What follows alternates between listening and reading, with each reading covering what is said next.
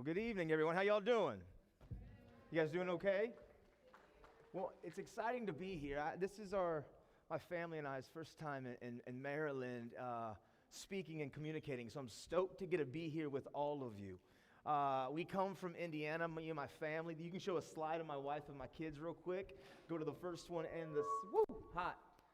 That's my wife and my kids. We travel full time in a coach and an RV as a family unit just after two things. We're after a wilderness mindset, which means that we want to be uncomfortable. We want to continue to live in the space when we're not comfortable, because when we become comfortable, man, we can become really complacent. And I've just learned in my journey and in my story that when I'm willing to lean into these uncomfortable moments, amazing things happen. When I'm willing to lean into not being afraid of feeling, honestly, I begin to get this thing activated inside of me, which really is the character and the mind of Christ, which really, when we're willing not to run away from uncomfortable situations, man, things begin to happen on the inside that are priceless. And so for me and my family, we travel the country, and we're a wilderness-driven family. We have a family priority, and we're willing to continue to live with a wilderness mindset. And so I want to live life with a little bit of you guys, because here's what I always say. See, your story, my story, it's the story. It's the story of people trying to navigate who we are, navigate the pressures of the culture, the pressures of the opinions of the people around us. And all the while, as we're navigating this journey, we're trying to figure out purpose. Because truthfully, I don't care what we say or who you are, when the smoke in the mirrors isn't around you and you're by yourself and you're looking in the mirror and you can't keep yourself distracted from conversations and you can't keep yourself busy with just not having to focus on anything other than you. But when you lay down at bed sometimes, most of us, I guarantee you, we all want to belong. We all want to be a part of something. And so today I want to walk you through the narrative, a little bit of my life. Because again, my story, it's your story, it's the story. And truthfully, I love what Trevor was just saying. I've been able to spend time with Trevor over the last several years and see him share before. And I love how ducks fly together. And I love how he was living in the book of Romans there. Because really, truthfully, in Romans chapter 1, verse 8, it says, I am not ashamed of the gospel, but it's the very power of God to salvation for those who believe. Like, the truth is, y'all, listen, like this thing as being a follower and as being a believer and being somebody who wants to live, love, and look like Jesus, because I know most of us in here, and most of us watching, a lot of us, we have an idea or understanding of who it was or who is Jesus in this relationship. For many of us, you would say you're a follower. For many of us, you would say that, Jesus is your Lord and your Savior. And I know that's not all of us, but I'm just here to tell you, every single one of you, that the power of the gospel to transform our lives. And I know sometimes that the message of Christ and the message of that Jesus saves at times can be intimidating to share with other people. But I'm telling you what, guys, there's nothing more satisfying, more engaging, more compelling than the fact of been following the King who saved me. This is living. I've tasted and seen the wages of the world and the destruction and some of the pain and the traumas and just life, broken families. I'm going to talk a little bit about that with you today. But I want you to understand that this gospel message, the Jesus that longs for you to begin to trust him and to walk with him and to lean not on your own understanding. I love in the Bible that it says that the enemy will come in like a flood. But the Bible says in Psalms that my king stands and sits enthroned over the flood, and he will be king forever. Man, I love that. So you're going to get one thing from me, and that's passion.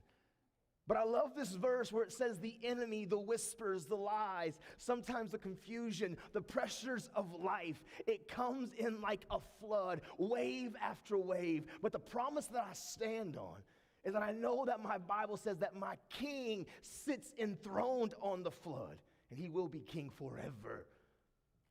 And so I want to live life with y'all today. I'm real. Here's what I want y'all to do, man. And I'm serious because I want to kind of carve a little path here for you to have and to visualize and to realize in the moment tonight. And that as we begin to share and we begin to talk, I want you to have already had visualized it and empowered it and actually kind of carved the groove, that pattern. I want you on this side, all of you, just to stand up real quick. Now I want you to sit back down. You in the middle, I want all of you to stand up for me. Stand up. Stand up. I want you to sit back down. You on this side, stand up. All of you, stand up and sit back down. The reason I did that is because sometimes I know fear can keep us somewhat paralyzed when we won't move. And I want you to know as we begin tonight, you've already broken through. You've actually already stood once before. It's familiar to you. You see, I'm an Indiana kid, y'all, and I have one speed, man. It's passion. I love my king. Me and my family, literally, we've sold it all. This is all we do, man. We're all in for one thing, that I believe that Jesus saves. And I'll be honest, even in the last 20 months when things have been difficult and challenging for many of us, I know it's hard to navigate life when we have uncertainty. But I promise you this, 2020 was not taken by surprise by God. In 2021, I believe the enemy has lost containment of God's people. And you're a generation of amazing people, I promise you, that God has purpose and plans for. You see, I was born and raised, though, as a young kid, and I come from a family of 4, mom, dad, sister, and me. And my father, he was actually an evangelist, and we were raised somewhat in church pretty frequently. We were at a lot of different churches across the state of Indiana. He would step in a lot of times and actually would fill in for pastoral roles here and there on short little spurts, a month here and a month there. And I was raised with this idea of the gospel of who Jesus is and was and is supposed to always be. And words like mercy and grace and forgiveness, those words that we're very familiar with, honestly. But the truth is, I had a moment of impact in my life when a lot of things changed. The truth is, in all of our lives, we have these things that we call moments of impact, where we will have impactful moments. They can be positive and they can be negative, but when those moments happen, good or bad, the details are just more vivid. We remember the people that were around us, the conversations that were being spoken, possibly even the clothes that were on our back in the moment of when it happened. For me, at a young age, my parents had called a family meeting. I was probably 10 or 11. I had never witnessed my parents argue or fight. Maybe I was just young, dumb, and naive. But I walked into a family meeting, and my father was to my right, my mom across from me, my sister to my left. I remember the kitchen. I remember where the refrigerator and the stove and the microwave. I remember all the details. And the reason it's so vivid is because that was the conversation that my father began to talk about the separation and the divorce. And almost like a whirlwind, my world changed overnight. And I watched my father, who was my hero, my role model as a young man growing up, be very quickly and drastically removed from the relationship that we had had. I didn't see him very often. After a few months, he had moved away, and it was the normal, maybe every other weekend, maybe once here and there, but it just wasn't the same. And truthfully, I blamed all of it on the gospel. I blamed it all on Jesus. Jesus, you're so good and loving and kind and compassionate. Where are you in this? And so truthfully, in that moment, I honestly became a hater of God. I got to a place where I thought it was all counterfeit and smoke and mirrors, and I didn't want to hear anything else about the gospel or Jesus or church. I kept on going to youth group a little bit, but it wasn't because that I was going for any spiritual purpose. I was just going because I like to play ball. But really don't talk to me about certain issues or questions because I didn't like to feel uncomfortable. I didn't like to feel the hurt and the pain of maybe the uncomfortable trauma of my father being removed from my life. And truthfully, what I've learned is as I've grown as a follower of Jesus, and as I've grown as just a human being, is that most of us don't like feeling uncomfortable. So a lot of times we will experience a hurt, a pain, or a trauma, and we will assess it quickly, and we will make a determination that I'm angry, or I'm mad, or I'm never going to forgive, or I'm never going to talk about it, and we put the cap on it, and we seal it up tight, and that's just the way it is. Because we don't like feeling. That's real. And so for me, when my father and my mother had this moment where the separation happened, truthfully, I was angry at God and I was angry at people, but I had learned to do something that I had learned from my parents. I don't think they intentionally taught it to me, but I learned to do how they dealt with problems and stresses. I would put on the fake face, the fake smile. I would put on the social and the emotional mask, you know, the one that a lot of us probably don't ever wear, when on the surface it all looks picture perfect, but when no one's looking, the smiles aren't smiles, they're tears and you're crying. Even though on the surface it looks okay, when no one's around, the whispers and the lies and the emotions and the lack of self-value and worth are real. But we mask it because we don't trust, because we have determined never to let anybody else ever make us feel that way again. And I bet many of us, and I want to ask a question, how many of you in here, man, I'm real and I'm raw. I don't sugarcoat anything, man. I will lay every struggle, every burden, every pain, every mistake, every wound that I've ever experienced right on the table for everybody to see, because I've learned vulnerability is honestly the power that I can begin to overcome when I stop caring about the opinions of the people around me. And that's real too. How many of you in here, if you were going to be honest with me, do you struggle with trusting people? Raise your hand. Yep, and you want to know why? Because some of us have experienced a traumatic event in our past, and we don't like the way that it made us feel. So we decided moving forward, I will never allow another person to make me feel the way that I felt back then.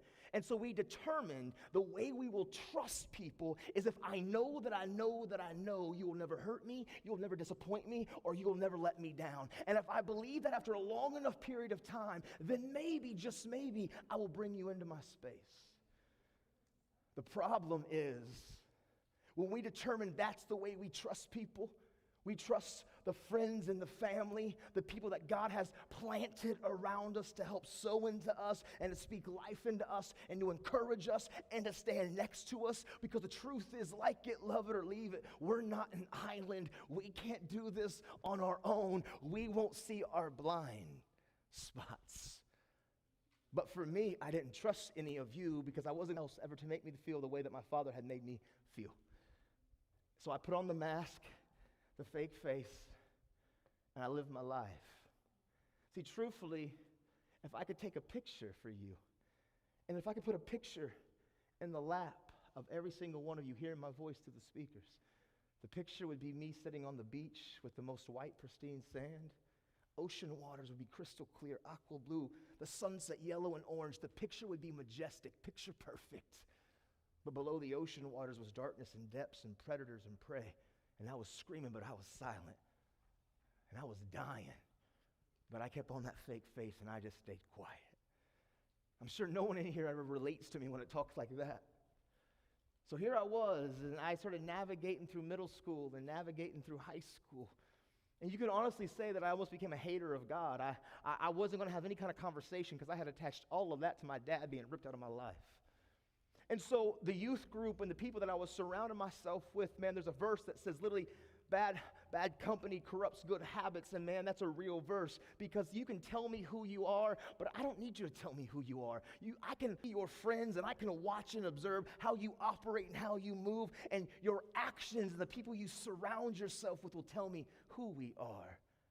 And so for me, when I walked away from the youth group and I began to look to the world for the counterfeits, because, see, the world will always offer you counterfeits. I love what Trevor had said, man, that we find ourselves trying to compete and to compare, and we're looking, honestly, what many of us do, we're looking for an external source to find an internal value. We're looking for an external resource, an external well that will make me feel like I have purpose and that I'm satisfied and I'm at peace. And when we walk away and we realize that the truth is that there's only the power and the reality that you're made to live in connection with God who loves loves you, that dies for you, that longs for you to lock eyes on him and trust him. When you learn to do that, man, you will find something different than you've ever felt before.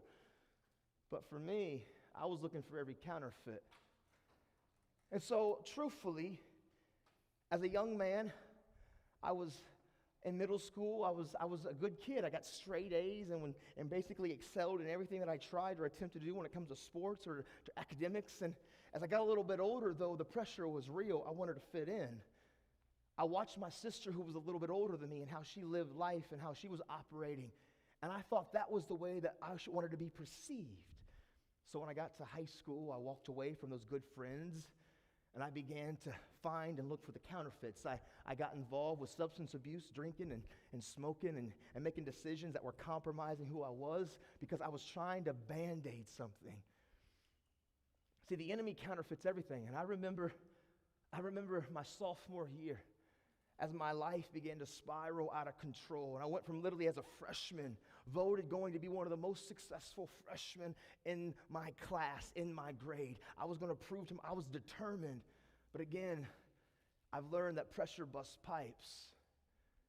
And truthfully, for so many of us, we try to plug all the cracks and the leaks of the dam as we stand in front of it. And for so long, you can maintain, but eventually the pressure gets too much.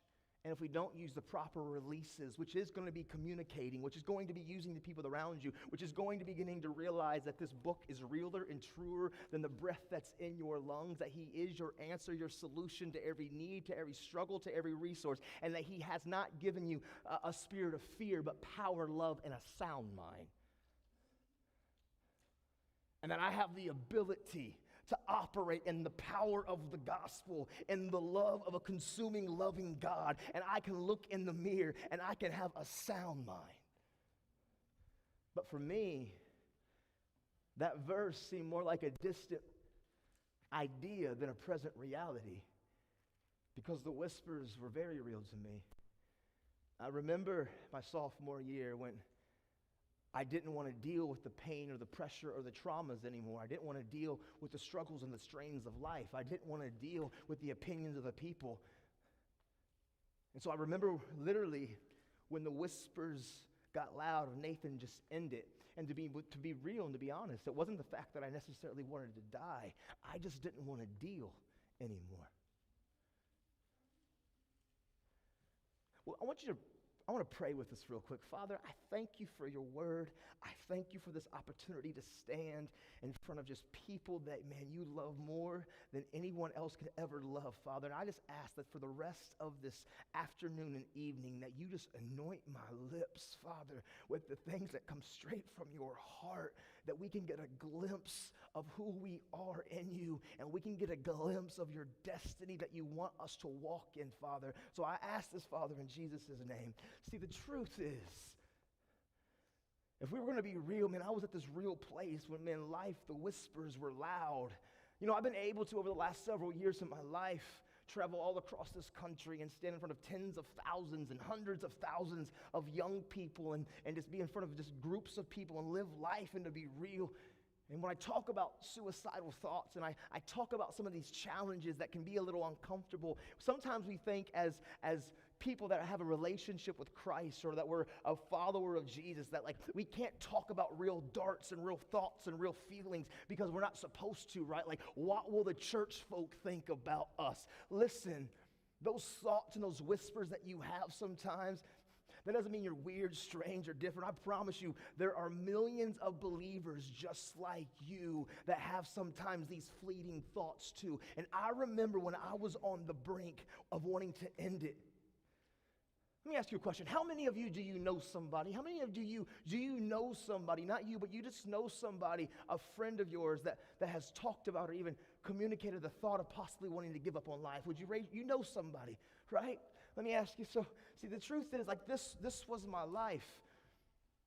I got to a place of suicidal thoughts, and I got scars on my hands when I battled with self-injury and self-harm. And over my story and in my journey, I've battled with bulimia and eating disorder. And in my story and in my journey, I've had to deal with traumas and abuses and situations from my past when things didn't look like it did on the surface. But I didn't realize that the pressure and continue to put on the fake front was going to ever solve the problem. And I would never allow the gospel and the reality of what God said and promised about me to have any chance to invade my space because I was angry and mad. If you're good, where's my dad? I want to show you a slide. This picture on your left up here, this picture is me at 18 years old, man. I'm telling you, if you can go to the next slide. This picture is me as 18 years old, man. I'm a heartbeat away from probably a drug overdose. My life is spiraling out of control. I'm hurting. I'm wounded. I have thoughts of wanting to end it. I just told you some of the battles that I was having, anxiety, depression, things crippling. And ultimately, as my life continued to just transpire and go the wrong direction because I refuse to believe that I wasn't the exception, and here's what I mean. See, I thought that I was the exception. You see, you can hear stories of God doing cool things over there in that person's life, and you can read or hear a movie of a true story of God doing an amazing move in this person's life. But for many of us sometimes, because of our lack of self-worth and self-love, and not only the fact that we need to self-love ourselves, but our unwillingness to understand that God's unboundiful love towards you, at the end of the day, you're not the exception. I thought for a long time God could do it for them. He would move over there. He could intersect their life. He can make an amazing story over here. He can bring ashes to beauty. He can bring wrong to right for everybody else. But when I looked in the mirror, I promise you, I believed that I was the exception. Have any of you ever felt, and be real with me, how many of you ever felt that there's been times that you feel like you're the exception? God can do all these other things for so many other people, but when you look in the mirror and you're honest, there's times that you feel you're the exception. Anybody?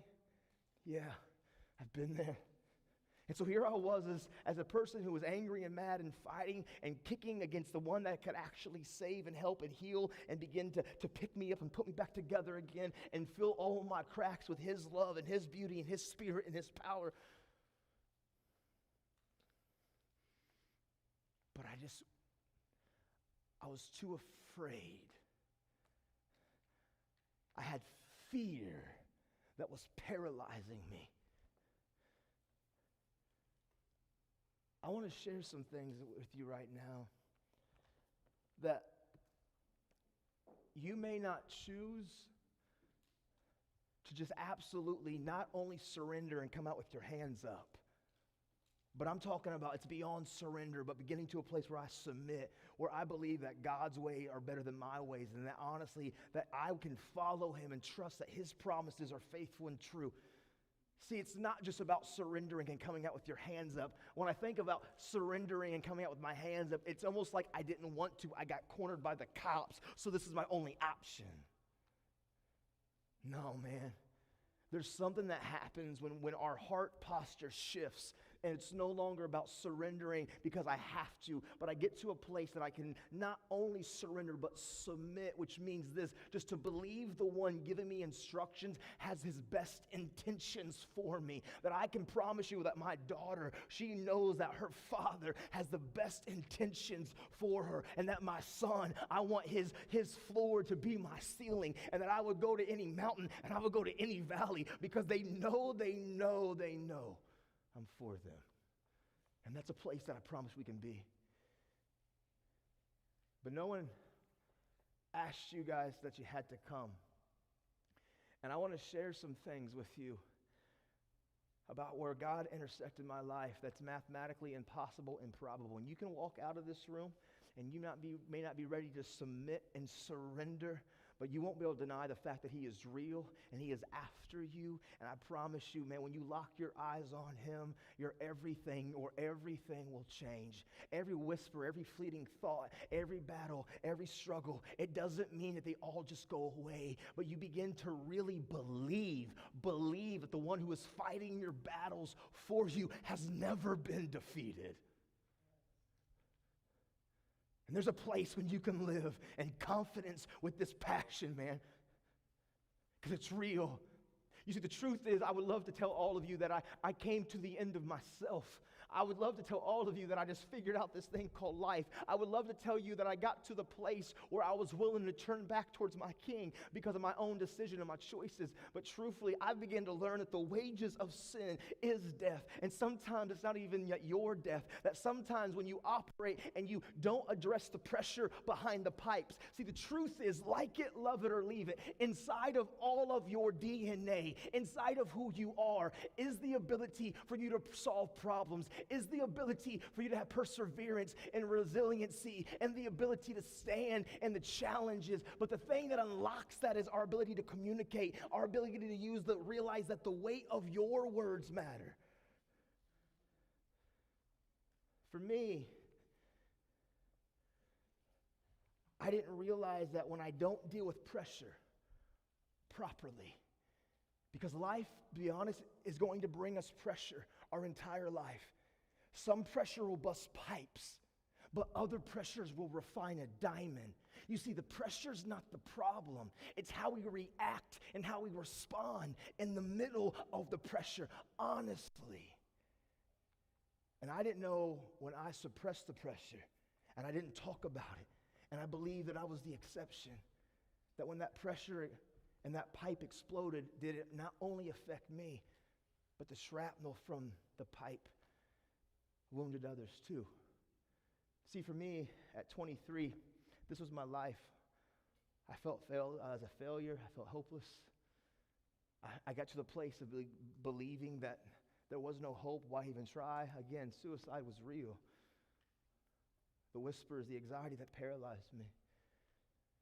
The substance abuse began to consume me. It became my counterfeit. What's wild is when I was a kid and my dad kind of left my family and he battled with alcoholism and substance abuse, and I told myself that I was never going to be like him. But I've learned what I feed will grow and what I starve will die. And I was so determined not to become like my father, I actually began to walk right in the same footsteps because I was consumed. I wasn't taking every thought captive. So for me, this was my life. I was 23. It was July 17th. It was a Friday. A bunch of my friends went out to the party. I was still just living in the world, trying to find every counterfeit connection, every outside source to make something on the inside go away. And a bunch of my friends went to a party, and so I went, and we had a bunch of alcohol. I was 23. I was legal age to drink. And when the alcohol was gone, they said, "Nathan, we want to go to the bar. Do you want to come?" And I said, "Sure, let's go." And when it was time for the bar to close, a bunch of my friends said, "There's an after party, Nathan. Do you want to come?" And I said, "Yep, let's go."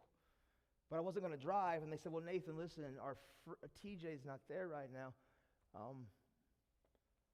Why don't you leave a little bit early and go get the party ready?" And that was a great idea. I picked up my phone, and I called my designated driver. I called Priscilla, and I said, "Hey, Priscilla, I need a ride. Can you come and get me?" Priscilla had moved from Alabama months previous to this and was kind of getting reintegrated into the community. She had befriended a group of about 8 of us. She wasn't there that night. I said, "Priscilla, can you come get me?" She said, "Nate, I'll be right there." So she jumped in the car and she came, but something happened when we left the bar and going to the car. By the time that I got to her vehicle, I got the keys. And when we left, I remember like it was yesterday, on that night about 3 a.m., as we were right around the corner from where we were going, I hear her voice. I can hear her face. She simply just said this. She said the word tree. And my friend Priscilla Owens, we hit a tree at a high rate of speed. And all the details of the story, I could talk for hours. But I remember her say tree, and then I was in a helicopter. And then I woke up in a hospital bed, and there were 2 police officers over top of me asking me questions. And they were asking me who she was. And I began to identify her name because her cell phone was locked and her ID wasn't in her purse. And I looked to my mom, and my mom had arrived at the hospital, and the police wouldn't tell me anything because I wasn't family. But for some reason, the police didn't arrest me right then and there. They allowed me to go home with my mother, I think maybe because my ankle was broken. They didn't want to pay for the hospital bill, some kind of policy, or maybe they didn't know how to charge me with what kind of crime yet, because they're still trying to figure out what happened. But I get into the car, and my mother began to tell me the details, because my sister was a nurse, and she was able to read the police report and the ambulance report. And the long story of it is that when the accident happened, Priscilla didn't put on a seatbelt, and we hit the tree at a high rate of speed. And she was catapulted forward. And my mom said, Nathan, there's not a lot of brain activity. It doesn't look good. And when you hear that, you think that happens to everybody else. Here I was at 23 years old, and I get home, and I call the police, and I call the hospital, but nobody would say anything. I wasn't family. So I decided I would wait up the entire night, because the newspaper that morning, it said 2 lifeline to Parkview Hospital, 1 fighting for her life. And so I sat there in this parking lot, this driveway of my friend's house throughout the entire night. And I'll be honest, I started making every deal with myself. Let her live and I'll change my life. God, if you're real, let her live and I will change my life. And at 4 a.m., it was like a movie. The white Jeep Cherokee came driving across.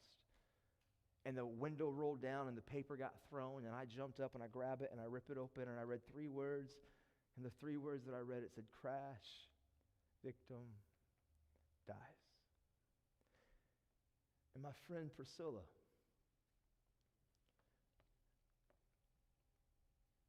she's not here today. And it's my fault. And if I could change it 1,000,000 times over, I would. And if you've ever been impacted or had been confronted with something of this traumatic way, and if you've been on the opposite end, and if you've battled with one of these struggles, hear me. I'm sorry. I can't make right your situation, but I know for me, I'm sorry. But here's what began to happen. 3 days after my wreck, her family reached out and wanted me to get in contact with them. I had never met Priscilla a day in my life. I mean, I had never met her parents, her mother, her sister, her family a day. And I pick up the phone, and I call, and I'm terrified. And Carolyn, the mother, and Olivia, the sister, they're there, and they answer, and Paige, the niece. And as I'm weeping, and I'm just saying, I'm sorry, this family in the middle of one of the most traumatic, painful moments, and they said, Nathan, we're angry, we're mad, we're sad, we're numb, we don't know what we feel. But in this moment, we've decided to pick love over hate. And in this moment, we've decided to forgive. And in this moment, we're not going to shy away from feeling. And to be honest, as this family was forgiving me, I knew what the words grace and mercy were from the Bible. And as this family was doing something that isn't natural, isn't normal, I heard basically in my soul, like, my grace is sufficient for you. No matter how far, how bad, how broken, how twisted, how turned around you are, my grace is there for you, and you are not the exception. But even though, because the family forgave me, and I'll be honest, it was in that moment that I began to realize that God was starting to intersect my life. He didn't cause it. It was my stupidity. It was my choices. The wages of sin is not only my death, but when we live a life that is self-absorbed and self-consumed and self-revolving, man, it will burn and hurt and wound the people around us. It just will. But as this family forgave me and I began to realize that God was stepping into my story, choices still have consequences. And so I was at 23 years old, I was charged and I was sentenced to 15 years in prison. But in this journey, I remember at the beginning of this moment that I began to say, God, if you're real, please show yourself to me. I know you just did something that is super crazy and unbelievable, but I got to know that I know I'm an all-in kind of guy. And so I always say, when you begin to say, God, show yourself to me, you better put on your spiritual seatbelt, because honestly, that is a prayer that you should pray boldly, and you should pray loudly, and you should pray daily, because He is in the moments, He is in the details, He is in the spaces in your life, He is all around you, He is for you, He is shaping, He is forming, He is molding. If we will just find the courage to not be afraid of feeling, but being honest, and use people around us, and understand that the gospel is power to give me the spirit of love and a sound mind, and that I can face the storms and the waves and the seas and the floods, because I know the one who wrote my name and knows me intricately. He sits enthroned on top of the flood, and He will be king forever.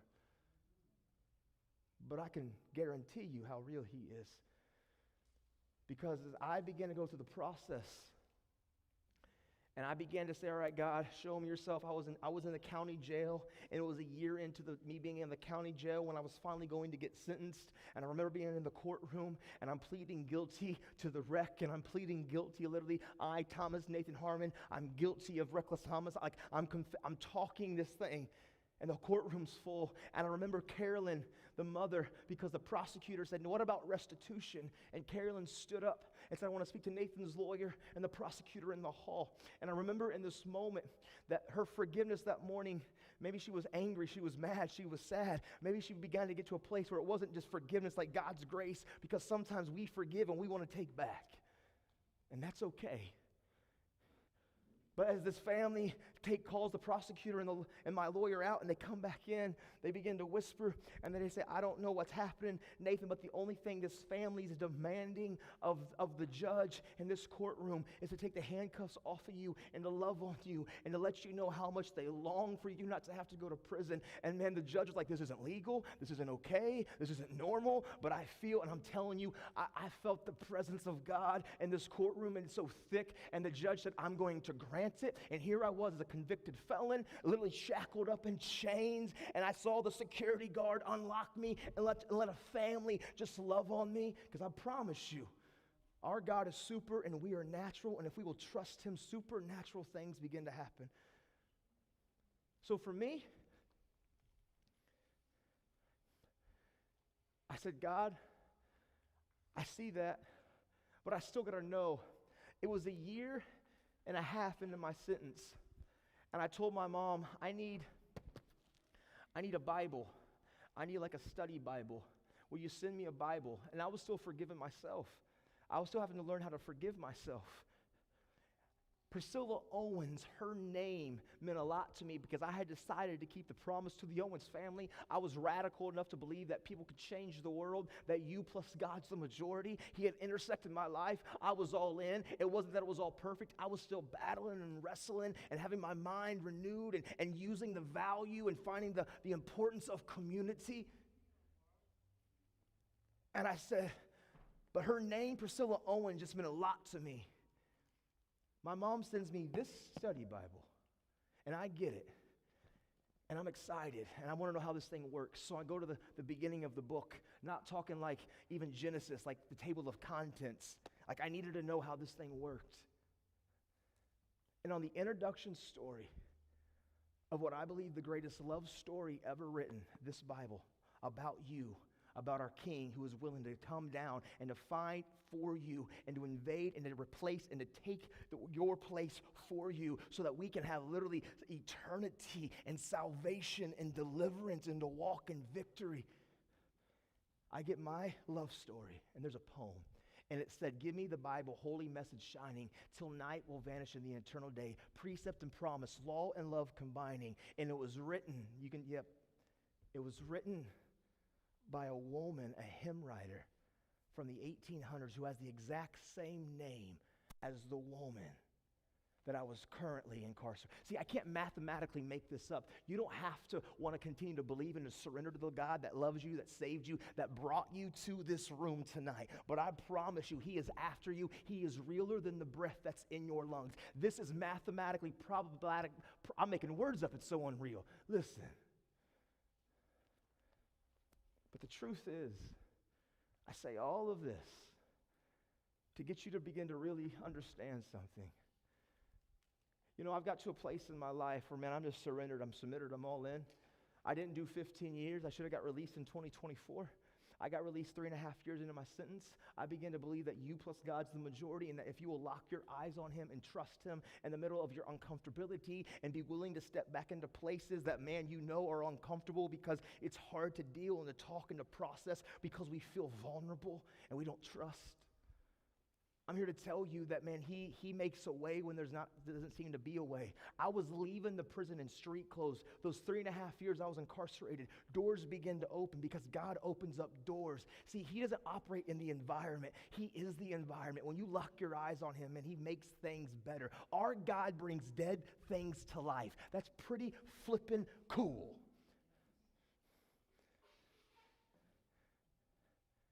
I got released 11.5 years early. I came home and I just wanted to passionately run after my God and my King. He's blessed me with a family. He's blessed me with just the ability just to hopefully live life and to be real. But man, when we circle back around, and especially for some of us that are in this room right now, when we are struggling and we are battling with some of the situations or the pressures of life, because honestly, let me ask you a question, and just be real with me. I'm real, man. Like I will lay my life out in front of you. How many of you in this room, honestly, if you were 100% just truthful, that the whispers sometimes of you giving up on your life and the whispers sometimes of you not wanting to deal, you've heard them, they've knocked, and there's been one point in time that you even began to maybe possibly entertain the thought. Are you in here with me tonight? Have you battled and have you thought, listen to me, you're not alone, man. I promise you, you're not alone. And just because hopefully, I hope that you're a follower and a believer of him. And if you're not, we need to lock that in first and foremost, because I am not ashamed of the gospel. It is the power of God to bring salvation to those of us who believe, and what we do is what we believe. But I want to empower us tonight about the reality of how we as a body need each other. And there's something that we've gotten away from, which literally we can call it a more term that would be a little bit more probably understood today, but it's called communication. But I also want to use the word that I see in the Bible, which is confess, which is to speak. Listen to me on this, right? There's this verse in James, and I absolutely just love it. But there's this verse in James, and it says, and it's in chapter 5. It says, if anyone among you is sick, let him call for the elders of the church and let them pray over him, anointing him with oil in the name of the Lord. And the prayer of faith will save the sick, and the Lord will raise him up. And if he has committed sins, he will be forgiven. Confess your trespasses, or communicate your problems to one another and pray for one another that you may be healed. See, there's something that's so powerful about the inside, the DNA of us being made in the image and likeness of God, that the ability for us to confess, to communicate, to activate the thing that's inside of you, which is literally, it's the identity and the strength of the gospel to absolutely allow you to face and to stand. See, the truth is, I always say inside of your DNA is your ability to solve every problem. Inside of your DNA is the ability for you to have the resiliency to navigate the storms of life. Because inside of you, if you begin to trust and to follow and to live and to believe, he's with you. But communication is the ignition, is the activation switch. Because when we begin to confess and to speak and to communicate, can I be real on a practical life application? When you go to counseling or to a psychologist or to somebody who's there to listen and to help you navigate life, you know what they're going to do? They're going to ask you a lot of questions. Why? Because they want you to begin to communicate. Why? Because communication and talking about our stuff, it's the ignition that allows us to begin to walk in the Spirit and the power of God to solve the problems that are in our life. When we begin to trust the body around us, I've learned I'm vulnerable, I'm transparent, I'm real, I'm raw, because my identity doesn't come from your opinion of me. You see, communication is an activation switch. And that's why we as a generation, that honestly, man, God's call and hand is so on your life. And you know the truth is, I've learned that if I will lock my eyes on this verse, that God hasn't given me a spirit of fear, but power, love, and a sound mind. If I will engage in the battle in spite of my struggle, see, what I feed grows and what I starve dies. And so for some of us, the anxiety, the depression, the whispers of wanting to end my life, I'm so focused on them. I keep trying to get away from them. It's kind of like my father. Everything that I didn't want to be, I continue to walk right after and pursuing because I wouldn't lock my eyes on the King. I wouldn't put my eyes on who he is. And I've learned what I feed will grow and what I starve will die. And the truth is, that God hasn't given you a spirit of fear, but power, love, and a sound mind. And you know what love is? Love is action. And you know what really, if I would encourage you and in charge some of you, is that, man, you are called to be somebody that is not ashamed of the gospel. Your friends, your family, man, you need to begin to find your why. And your why and your identity isn't the pain. It's not the struggle. Your why is to be an ambassador, to literally to live, love, and look like him. And you know what love is? Love is listening to your friends. Love is getting invested in the people around you. And I've just learned when I engage in the battle in front of me, which is taking my eyes off of me, but really being someone that realizes what I give away is what I get to keep, that God uses community. And truthfully, the enemies try to silence you and me.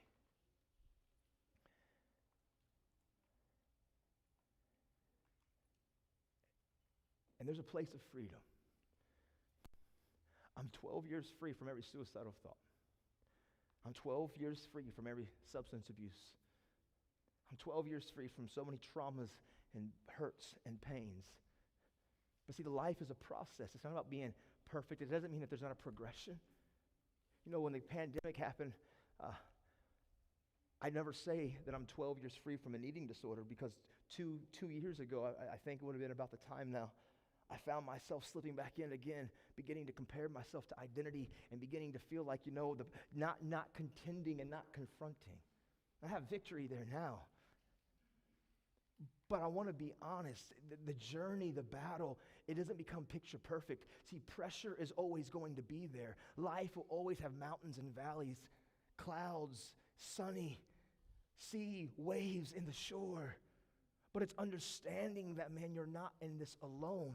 That first and foremost, the King of glory, your Savior, Jesus, man, he is fighting for you. He literally is on the right hand of glory. He literally is, you can boldly go to the throne of grace. You can begin to realize the people around you are for you, and you can begin to understand just because you have the whispers or the thoughts, it doesn't mean you're weird, strange, or different. You just got to continue to activate and to talk. Communication is the key. Finding the courage to be vulnerable and to be real. And so this evening, if you're here, and this takes courage, again, it takes at a place that you and I lock eyes and that you begin to lock eyes with a King that loves you. And you begin to get to a place where no longer are we caring about the opinions, what anybody else thinks about you. Because they're not the standard, they're not the gauge, they're just as beautifully as broken as you are too. And if you're at a place this evening that you know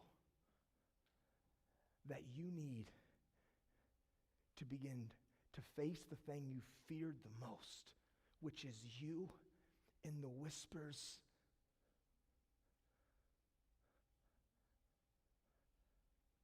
of ending it, I want to be really point blank on this. If you're here tonight and you've been battling and you've been contemplating and you've been struggling with the reality of maybe I don't want to be here and I just want to end it, and that's been very much more close, and it's a real thing that even closer right now, at times you're wrestling, but honestly you want all that life has for you. I want you just to stand up with me right now. If that's you, if you're somebody who's in this place, and I don't care what others think about you. I don't care the opinions of the people. Man, you're home. You're family. We're King's kids. He's real. He loves you. He hasn't made orphans. He hasn't abandoned you. And I know sometimes the things that's in front of you. It is painful and it is difficult and it is easier to not engage in the feeling, and it's easier maybe to be impulsive of a thought. But hear me, man, you are God's masterpiece. He is super and you are natural, and supernatural things will happen in your life. You are not the exception. He saw you, he sees you, and he wants to walk with you.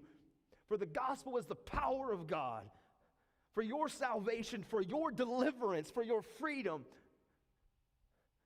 For us that believe, and all I need to tell you, how you begin to activate belief is action, because God is love. And when you begin to realize he hasn't given you fear, that when you can face your fear and lean into your fear, I've realized the enemy uses fear to keep me from what God has for me. And so when I feel the fear of the failure, or I feel the fear of this situation, I've learned to lean into those moments, because I know God is trying to do something in me, around me, and through me, and for me.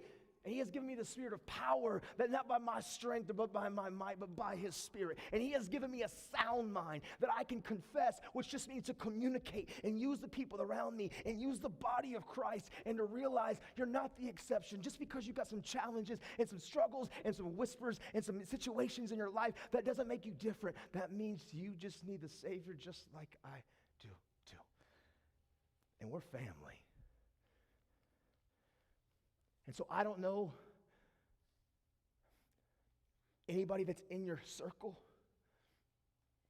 I don't know if you've got a place that can speak life into you, if this is part of your youth group, or you're just here because of a friend. I don't know your story. But I know here in Maryland, I know Corey, and I know his wife. And I know this whole thing about when we begin to combine faith and mental health, that the truth is that we can have a sound mind. But it doesn't mean that we will not feel.